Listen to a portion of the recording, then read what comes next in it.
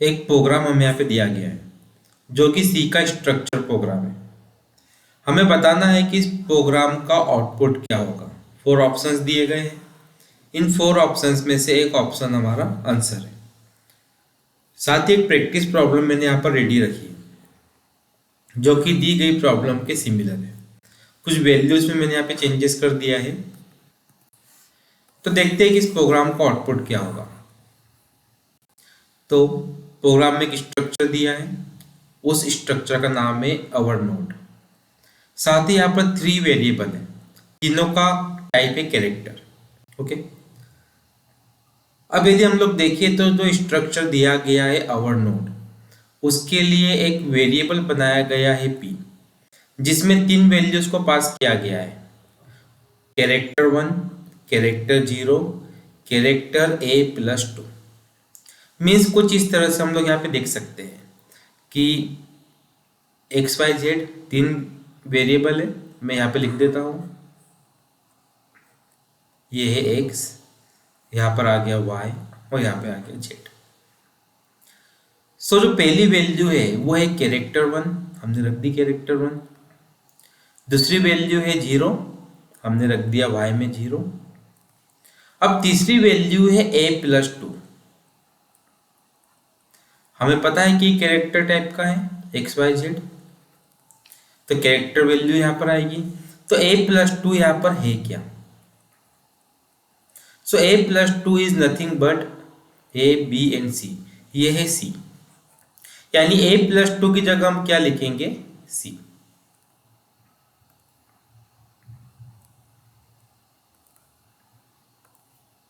Okay, ये तो variable की बात होगी, तीनों वैल्यू हमको मिल गई। अब यदि हम लोग आगे देखें, स्ट्रक्चर के लिए एक पॉइंटर बनाया गया है। ओके, पॉइंटर का नाम है q। तो जो पॉइंटर q है वो स्टोर कर रहा है एड्रेस ऑफ p। अब p यहाँ पे क्या है? p वो वेरिएबल है जिसके पास x, y और z है।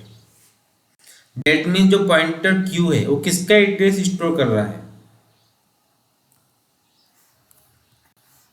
इन्हीं वैल्यू का, x, y और z का। तीनों एक ही वेरिएबल के अंदर है, उस वेरिएबल का नाम है p। ओके, अब अगर मैं नेक्स्ट लाइन देखूं, प्रिंट टैब क्या हो रहा है? ओके, यहाँ पर 2 वैल्यू प्रिंट हो रही है और दोनों ही कैरेक्टर में है। तो हम समझ लेते हैं कि एक्चुअली ये है क्या। अगर हम लोग यहाँ पे देखें, यहाँ पर लिखा हुआ है कैरेक्टर पॉइंटर। ओके, दोनों जगह पे कैरेक्टर पॉइंटर दिया हुआ है। तो कैरेक्टर एक्चुअली है क्या यहाँ पे? ये शो कर रहा है टाइप कास्टिंग को। ओके, सो कैरेक्टर पॉइंटर q+1। देखिए p यहाँ पर क्या है? एक वेरिएबल जिसमें कैरेक्टर्स है, यानी p इधर क्या है? p इज अ अरे। अब ओनली p यहाँ पे बोला गया है। देखिए, ध्यान देने वाली बात है, यहाँ पर लिखा हुआ है कैरेक्टर पॉइंटर q+1। ठीक है, और q के पास में क्या है? Address of p।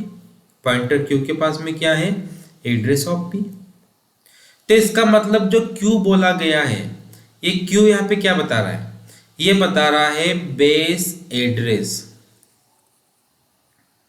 Of p। यानी q के पास में base address of p means q equal to address of p0। और अगर हम लोग देखें, p0 पे क्या रखा है? वैल्यू 1। p1 पे वैल्यू है 0 और p2 पे वैल्यू रखी है c।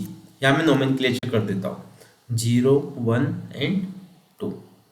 p0 पे 1 है, p1 पे 0 है और p2 पे c है। तो अगर हम लोग यहाँ पर देखें, कैरेक्टर पॉइंटर q+1 ये लिखा हुआ है। ओके, ऊपर स्टार भी बना हुआ है, मीन्स कुछ इस तरह से स्टार कैरेक्टर पॉइंटर q+1। इसका मतलब ये है कि जो q अभी बेस एड्रेस पे है, मतलब q कहाँ पे है?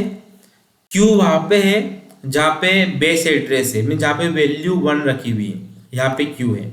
तो +1 ये बताता है कि एक लोकेशन आगे शिफ्ट हो जाएगा, ये मतलब ये 1 से हटके आ जाएगा उस लोकेशन पे जहाँ पे 0 रखा हुआ है, एक लोकेशन आगे शिफ्ट हो जाएगा।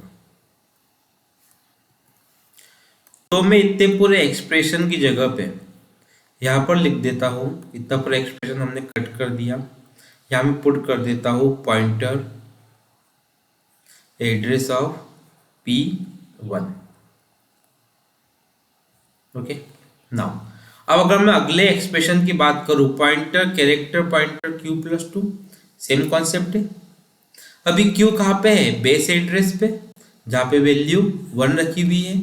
अगर हम 2 लोकेशन आगे शिफ्ट करेंगे तो कहाँ पे शिफ्ट हो जाएगा? ये जहाँ पे C रखा हुआ है, यानी कुछ इस तरह से हो जाएगा, pointer address of P2। Okay, अगर मैं पहले एक्सप्रेशन की बात करूं जहां पे Q+1 है, तो वहां पे क्या था? पॉइंटर %P1, तो पॉइंटर एम्परसेंट यहाँ पे कैंसिल हो जाएंगे, बचा क्या? P1। और P1 में कितना रखा हुआ है? P1 में रखा हुआ है 0, तो यहाँ पे प्रिंट हो जाएगा 0। और जो सेकेंड एक्सप्रेशन है Q+2 वाला, ठीक है, यहाँ पे प्रिंट हो जाएगा P2, और P2 में रखा हुआ है C। तो यदि हम लोग हमारा आंसर देखें तो आंसर क्या आने वाला है? 0, C, यानी ऑप्शन ए हमारा आंसर है। Now your turn, practice problem पे आपको वर्क करना है।